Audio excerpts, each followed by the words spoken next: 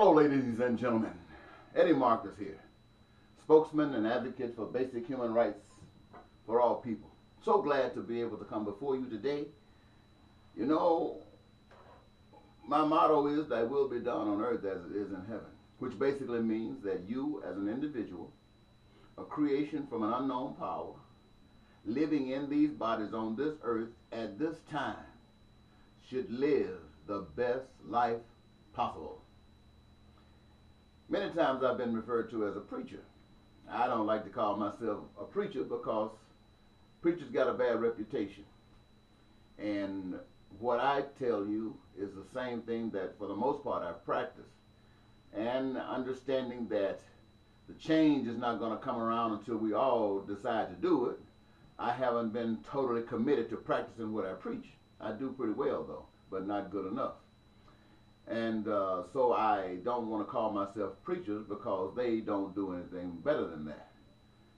However, today I think I'd like to preach to you a little bit. And I'm going to talk to you on some very sensitive subjects. Those of you who are listening up to this point should take a seat and sit down. I'm sure you do not want to miss it. And there are many of you who will get up running, so angry that the message that I give you is so true. Today I'm going to talk about religion. And I first of all want you to know that religion is phony. Just like Santa Claus.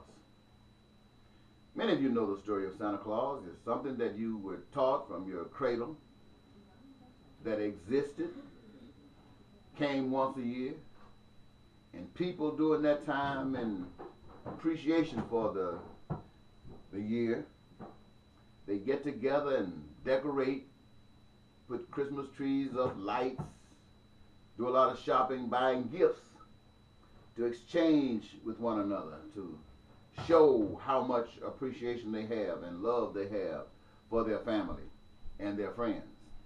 They very seldom buy gifts for enemies or people they don't know, but nevertheless they do buy gifts for those that they do know and care about. The ones that you know that you don't care about, you don't buy gifts for them. And on this particular hour of the day, everybody gets up and wake up to all of these wonderful presents.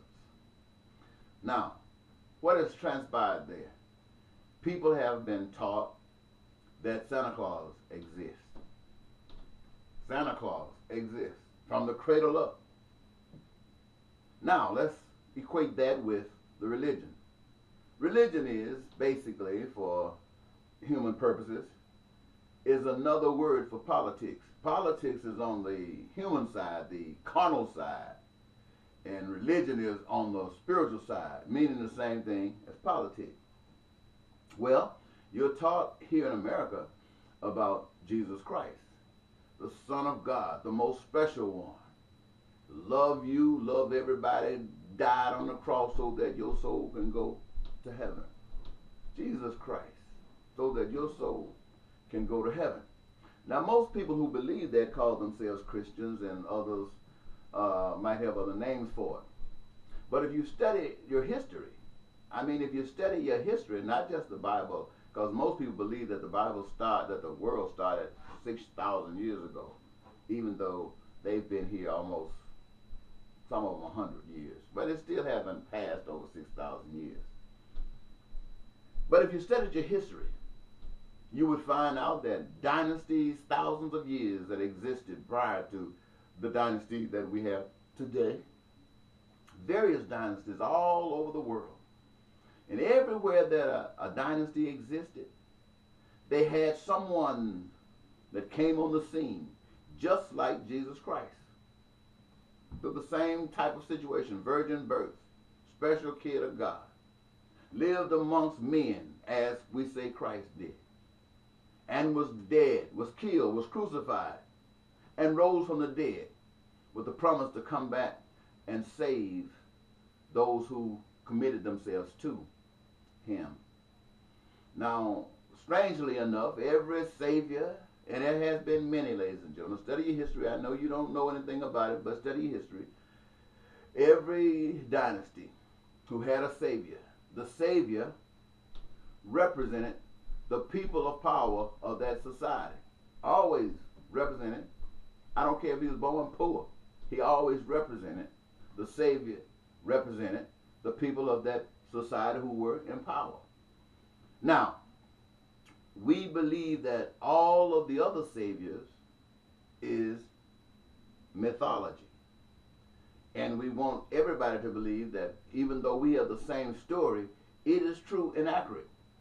So did they. Study history, you'll find out, so did they. So if you are to believe one, you've got to believe them all. They're the same thing. So if you don't believe these, you can't believe that. And when you say you believe this but don't practice that, what is true? Well, you look at it like this. When people say that Santa exists, you grow up a certain age, you grow up a certain point in your life, and you realize, especially when you got to start buying gifts and Santa's buying no gifts, that there really isn't a Santa Claus outside of the one that's buying the gifts. Yet when you have kids and grow up, you don't tell them the truth. You keep on practicing that Santa exists until they grow up to a point to realize that they are the Santas, and then they continue to pass that along to their children. Fake as fake is. Same way with religion. You keep saying that God, my friends, materialized himself in the form of a human being. In the form of a human being, mind you. God that you cannot see, don't even really know what it is. But the message comes out that God is in the form, in the image and shape of man. And it so happens that it's some blue-eyed man with long straight hair that was born in an area where people are dark-skinned. So if you got any question about whether this is political or not, just look at that. Otherwise, we could allow God to stay unseen. But we had to make it, and we didn't just make Jesus blue-eyed, long hair. We made him God. God. And what does that also represent in the American society? Those who consider themselves superior to all others. So if you need any other explanation to accept the fact that this is political, you tell me what you come up with. This is enough for me. Well, ladies and gentlemen, I don't want you to think that I'm trying to suggest that there is no God, for there is a God, and the evidence is in all the things we see, especially the heavens that we can look up and gaze into. We can't see too much. We see some stars, some clouds. We understand that there's some air up there and some audio sound and some video sound waves, and we had some little technology that brought that to our knowledge. But we also can see the trees. We can see the flowers, and we see the earth that we stand on, that houses are built on. We see what houses are made out of. We see and understand all of the goods and services and their manifestations that have been created through the minds that God has instilled in the head and in the heart of we individuals. So we know there's a God. We also know that there's good, and we also know that there's evil. We know that when we do something good, it works. When we do something bad, it doesn't work. So we can understand how we can evaluate what should continue and what should not continue. If you take a screw and put a bolt on it and turn it the wrong way, it will not tighten. But if you turn it the right way, the screw will go down, the bolt will go down the nut will go down on the screw, and everything works. So when we say that we need to pray as a sign of our faith in God, and we get down on our knees and pray day after day for certain things that do not come, that should tell you something. And when it happens, because you pray all the time and it does come, you get up and say, God has blessed me. It finally came. God answered my prayer. How many people who have wanted the same thing that you were praying for have also received it? In fact, have probably received it in more of abundance and haven't prayed not once. So why is it that you give credit to one source and the other just be thankful that it came? It happens because some believes in Santa Claus and some do not. Well, ladies and gentlemen, I want to be very clear with you today. People who love God have also indicated that God is love and that God is the greatest love, and that for those who want to emulate God, the greatest thing that you can do is love one another. There is no greater love than man would give his life. That doesn't necessarily mean die, but it means committed, the walking, the talking, the hands, the feet, the every sense you got to give love, to show love, not just for yourselves, but definitely for yourselves, but not totally for yourselves. As much love as you can direct toward yourself, you will do whatever is possible to direct that love towards others. That is the sign of people who love God. It's the truest sign. It has been said that people who have faith in God would be able to lay hands on the sick and they will recover. Do you know anywhere that's happening? Oh yes, there's a few people on TV trying to indicate that they are laying hands on people, but I can tell you that's a fake. That is all fake. We've had investigators go behind the scene and come out with a statement that is fake, but we need no investigation to determine that that is fake, because these same individuals have no love for anybody except themselves and what they're doing. So that in itself lets us know that it's fake. But ladies and gentlemen, we have to go beyond that. God also gave us, if we would accept it, another way of determining what's real and what's not real, especially where God is concerned and you are concerned in relationship to the God that you say you love, the God that you say you are made of, the love that you say you're made of. It said somewhere in the 25th chapter of Matthew that when I was sick, you visited me. When I was locked up, you visited me. When you took care of me. All of these kinds of things. You say, well, where did I do that at? He said, well, as often as you did it to the least of any of these, you did it unto me. So that is a sign when there is no hunger, when everything is being made, taken advantage of to make sure that the sick are dealt with, when everything is provided to make sure that people have the opportunity to live a life gloriously, then we can understand that there is a sign of love, especially when other enemies might come against that, but they have to deal with you. And you say, no way, Jose. Now, that's a good sign of love. Now, people will get mad with you. Bad people will get upset with you. But you got to stand the test of time if you are filled with that love. Not because I say so, not because anybody says so, but because love will have you act no way other than that. Well, we got a lot of people today who says that they want to be your political leaders. We have people like Tim Pawlenty, ex-governor of the state of Minnesota, who has put that state in an awful, a dire strait. He has proven to the powers that be, those who make the money, those who make decisions and make the money and determine what you should do. He wants to say to them, well, look what I did to Minnesota. I protected your interests. Now make me president. Make me president. And I will rip this nation off to benefit you. And many of you think that he's a good man, good prospect. You got a guy named Donald Trump, who has used this system. I mean, like nothing. He just used it, pimped it. And now he says that this nation is going through hell. And he wants to be the savior of the nation. Because he has money, many of you will say, well, he's our man. I heard one brother say he can operate a billion-dollar industry, think he can handle this United States of America. Let me tell you something, ladies and gentlemen. There has never been a president or Congress anywhere that can handle the United States of America according to those principles that benefit the people. Not one single one.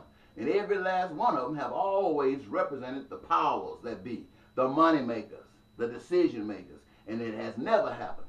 Now, there was a man called Barack Obama. It broke the mold.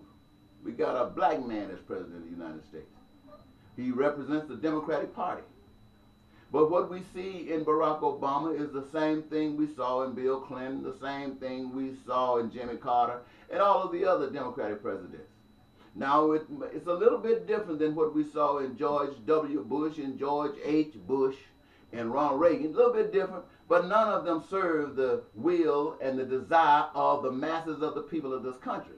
So it behooves some to just take a seat and think, what is in your mind that would allow you to switch from one, whether a Republican to a Democrat to a Republican, and you keep getting the same thing? It's a program. It's a program, the same program that keeps you saying Santa Claus exists, that keeps you thinking that religion is the key.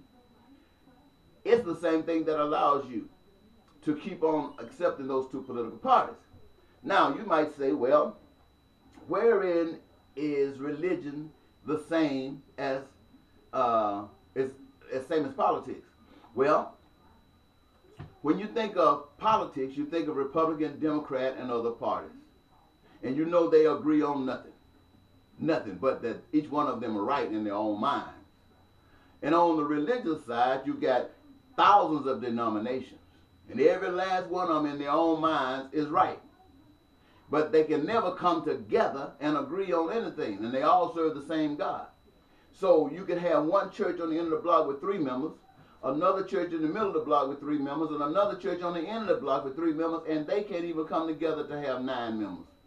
They can't even do that. So what is it doing? It's doing the same thing that the word politics is doing, dividing the people. Religion, dividing the people. And what is the outcome of dividing the people? Dividing the people means they have no power. And anybody else who is formulating the principles that keep them divided does so for a reason. And what is that reason? To screw you, to use you, to misdirect any good hope you might have to their own good. Well, now, ladies and gentlemen, I want you to understand that truth is the way to success. And the Creator has prepared a way to success. And that is that you understand that everything belongs to God and nothing belongs to any man, any people. Doesn't belong to the white man, doesn't belong to the Indians, doesn't belong to the black man, doesn't belong to men, doesn't belong to women. It belongs to God. Even you belong to God. And your children that came through your body belong to God. Everything belongs to God. And who would put ownership on what belongs to God? Those who don't know God. And how do they control? They control by fear is one thing. What they do, what they have done, is they created a fake God, like they created the fake Santa Claus. They created a fake God called M-O-N-E-Y. And they say with that fake God, you can get anything that you want if you got enough of the fake God. Now, the truth of it is if you practice life the way the true God made you to practice life, you can have peace, joy, and prosperity. You can have all of those things that you want without the pressures of life, without having to sit up and have high blood pressure and heart attacks and getting old and ugly.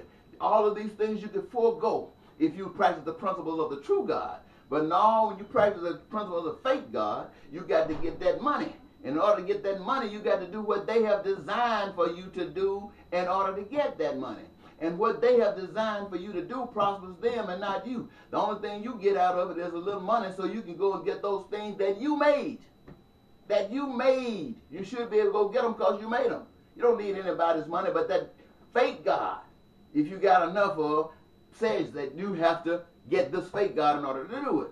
But money is hard to come by because the fake power doesn't need all the people. They need some of the people. And some of the people are blessed with a lot of goods. They get rich. They get super rich. And those that they're not really needed, they are poor, middle class, and even lower than that. They have to struggle the forces of life.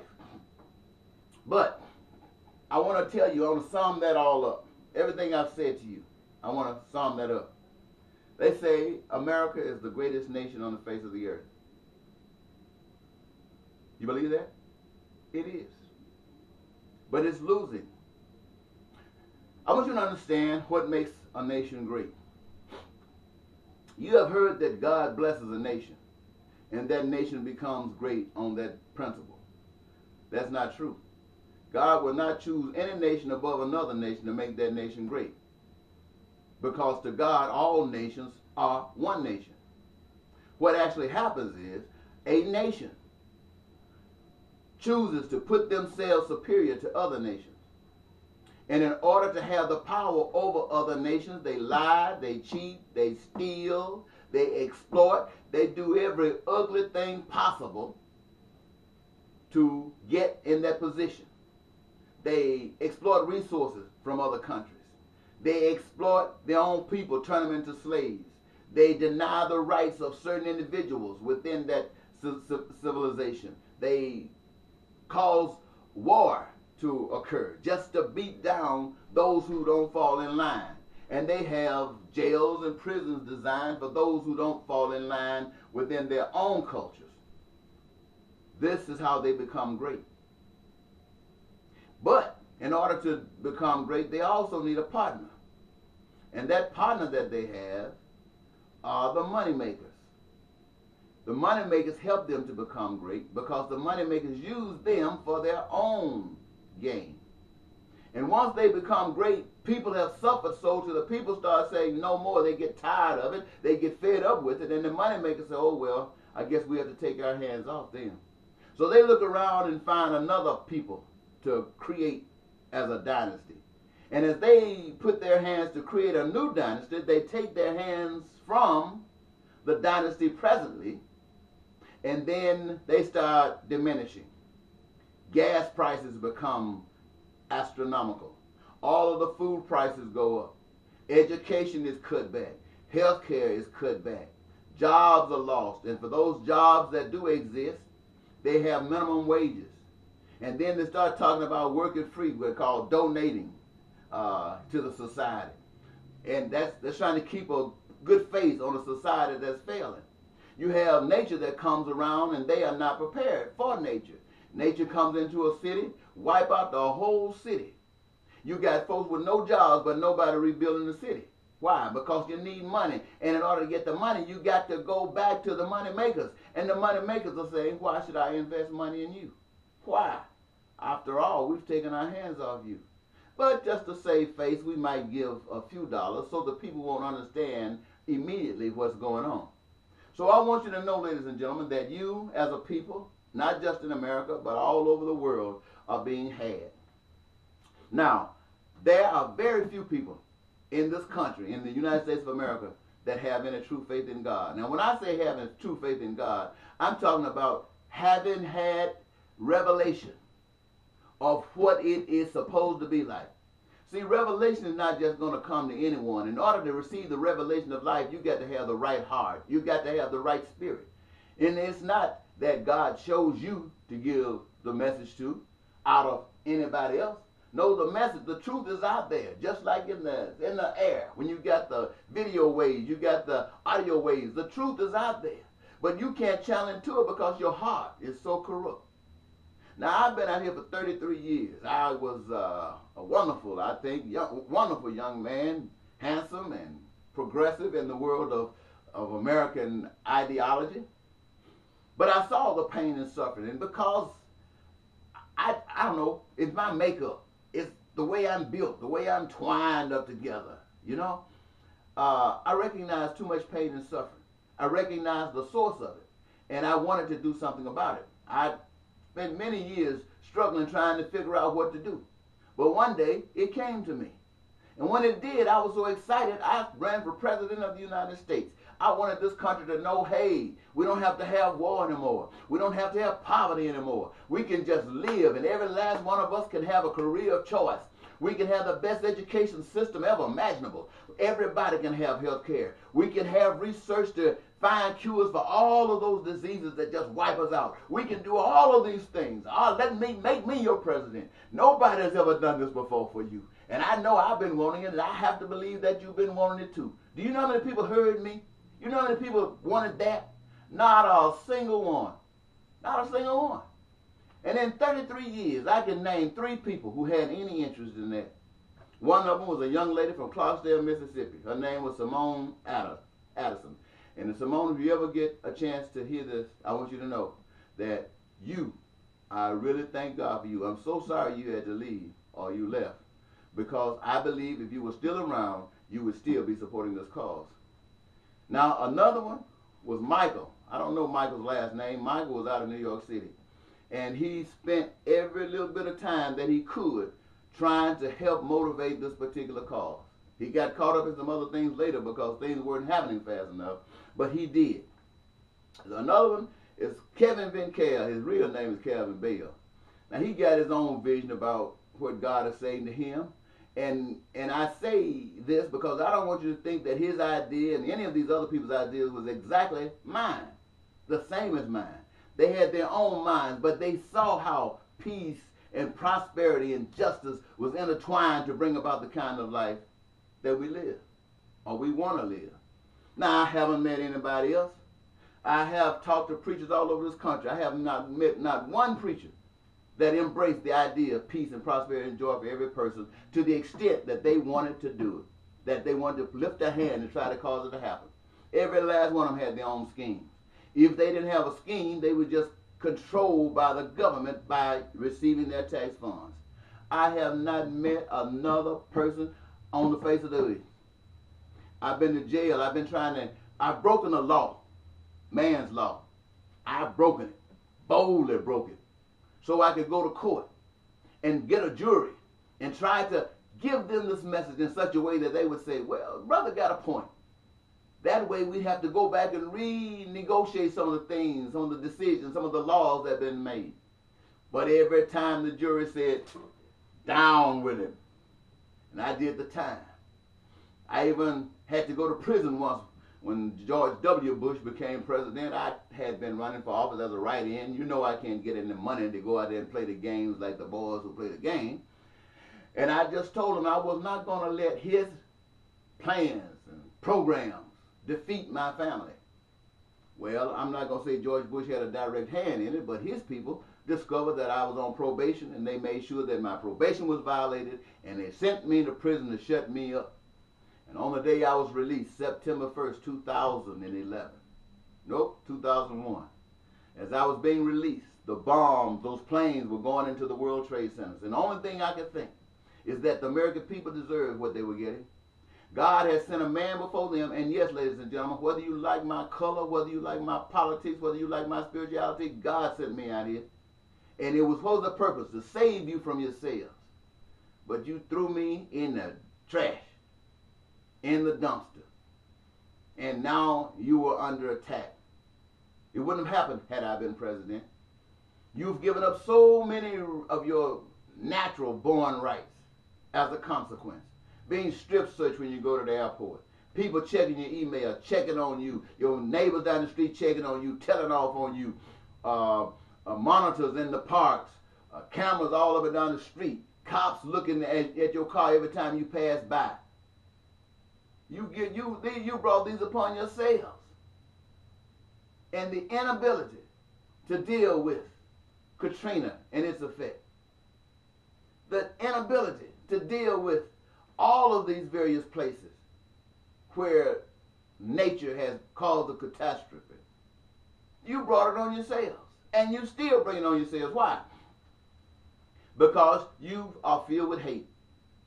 Now when a tsunami comes through, a few of you guys get together and say, let's hold hands and let's do this, let's do that. And you call that love. That ain't no love. That's looking out for yourself. You're not even looking out for your neighbor. You're looking out for yourself. Well, I want to say this, and I want to say it, and you look at me in my eye. Every pain and every suffering that you receive, you brought it on yourself.